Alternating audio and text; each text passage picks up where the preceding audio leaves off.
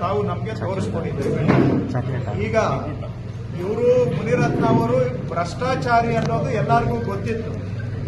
ಕಳಪೆ ಕೆಲಸ ಮಾಡ್ತಾರೆ, ಇವರ ಮನೆಯಲ್ಲೇನೆ BBMP ಬಿಲ್ ಬರೀತಾರೆ, ಇವೆಲ್ಲವೂ ಕೂಡ ಗೊತ್ತಿತ್ತು. ಮೊನ್ನೆ ಗಾರ್ಬೇಜ್ ಕಾಂಟ್ರಾಕ್ಟ್ ಹತ್ರ 30 ಲಕ್ಷ ಲಂಚ ಕೇಳಿ ಸಿಕ್ಕಾಕೊಂಡಿದ್ದು ನೋಡಿದ್ದೇವೆ. ಆದ್ರೆ ಈಗ ಮುಂದುವರೆದು ಇವರು ಒಂದು ವ್ಯವಸ್ಥಿತವಾದಂತಹ ಹನಿ ಟ್ರ್ಯಾಪ್ ಮಾಫಿಯಾ ನಡೆಸ್ತಾ ಇದ್ರು ಅನ್ನುವಂತ ಆಘಾತಕಾರಿ ಸಂಗತಿ ಹೊರಗೆ ಬಂದಿದೆ.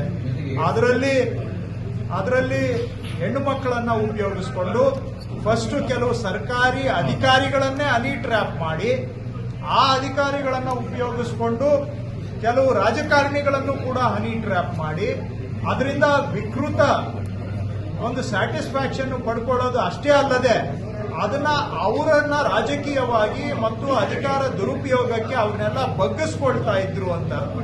ಇದರಲ್ಲಿ ಇನ್ನೂ ಆಘಾತಕಾರಿ ಅಂದ್ರೆ ಮುಂದುವರೆದು ಉದ್ದೇಶಪೂರ್ವಕವಾಗಿ ಏಡ್ಸ್ ರೋಗ ಇದೆ ಅಂತ ಗೊತ್ತಿರೋಂತವ್ರನ್ನೇ ಕರ್ಕೊಂಡು ಬಂದು ಅವ್ರ ಕಡೆಯಿಂದ ಹನಿ ಟ್ರ್ಯಾಪ್ ಮಾಡಿಸಿ ಆ ಬೇರೆಯವರೆಗೂ ಕೂಡ ಏಡ್ಸ್ ರೋಗವನ್ನ ಹರಡಿಸಿದ್ದಾರೆ ಅನ್ನುವಂತ ಸಂಗತಿಗಳು ಕೂಡ ದೂರುಗಳಿಂದ ಇವತ್ತು ಬಂದಿದೆ.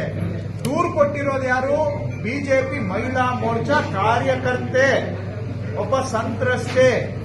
ಅಷ್ಟೇ ಅಲ್ಲದೆ ಯಾರಾದ್ರೂ ಇವರ ಈ ಎಲ್ಲ ಯೋಜನೆಗಳಿಗೆ ಬಗ್ಗಲಿಲ್ಲ ಅಂತ ಹೇಳಿದ್ರೆ ಅವರಿಗೆ ಕುಡಿಯೋ ನೀರಿನಲ್ಲಿ ಮಾತ್ರೆಯನ್ನ ಹಾಕಿ ಅಮಲು ಬರುವಂಗೆ ಮಾಡಿ ಅವ್ರನ್ನ ಬೇರೆ ಜಾಗಕ್ಕೆ, ಅಮಲು ಬಂದಾಗ ಬೇರೆ ಜಾಗಕ್ಕೆ ಕರ್ಕೊಂಡೋಗಿ ಬಟ್ಟೆ ಬಿಚ್ಚಾಕಿ ನಗ್ನ ಫೋಟೋಗಳನ್ನ ತೆಗೆಸಿ ಅವರನ್ನ ಬ್ಲಾಕ್ ಮೇಲ್ ಮಾಡುವಂತಹದ್ದು.